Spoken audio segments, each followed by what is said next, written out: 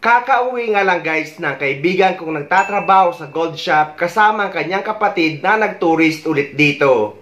Na may kasama pang isa na nag-tourist din.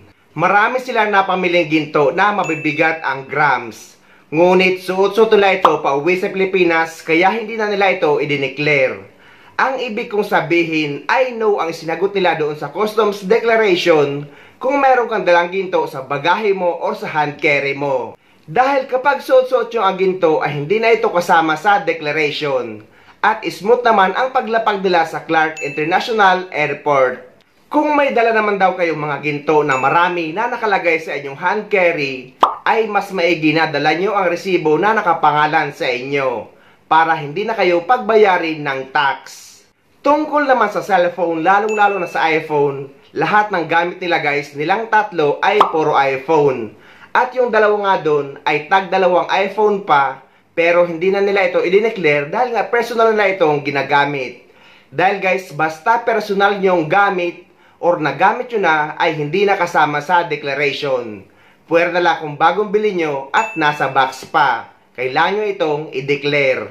Sa mga nagtatanong naman kung kailan pa daw ba i-declare ang chocolate, lotion, mga sabon at perfume, ang sagot guys ay hindi na. Dahil kasama na yan doon sa unang amount na ilalagay nyo na total amount of goods na hindi lalampas sa 150,000 pesos at ito ay tax-free. Hindi nyo ito kailangan ilagay sa number 12 na iisa-isa nyo guys na para kayo maglilista ng grocery. Hindi na yon kailangan dahil kasama na yon sa declaration nyo ng amount of goods. At sa mga nagtatanong kung pwede daw ba magdala ng 10 perfume, ang sagot guys ay yes, pero dapat ilagay nyo ito sa inyong check-in baggage dahil sa hand carry ay 100 ml lang ang allowed na liquid. Ang kailangan nyo lang ilagay sa number 12 na hindi nabanggit sa mga tanong ay yung mga bagay na talagang alam nyong kailangan i-declare. Kagaya ng mga luxury bags, mamahaling relo, mamahaling perfume, at yung mamahaling gadgets na nakabox pa. Pero kung wala naman ay i-click nyo lang yung no sa number 12.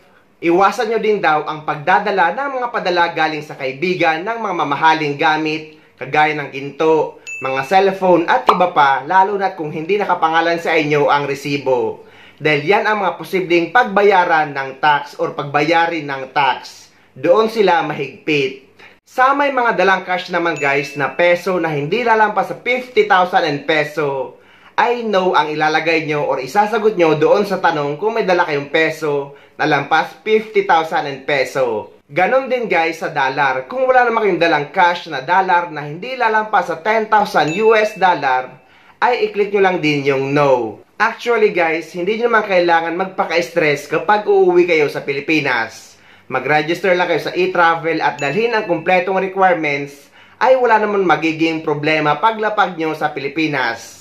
Sa mga hindi pa nakakaalam kung paano mag-register sa e-travel or sa bagong e-travel na kasama na ang customs declaration, ay ilalagay ko sa description ng video na ito yung step-by-step guide para hindi na kayo malito at para may guide kayo.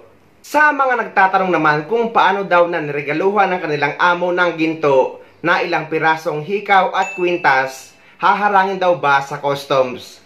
Ang sagot guys, just in case man matanong, ay sabihin nyo yung totoo kung bakit walang resibo na regalo ito sa inyo ng inyong amo. Dahil madalas naman nga yang hindi pinapansin lalo na kung ilang piraso lang.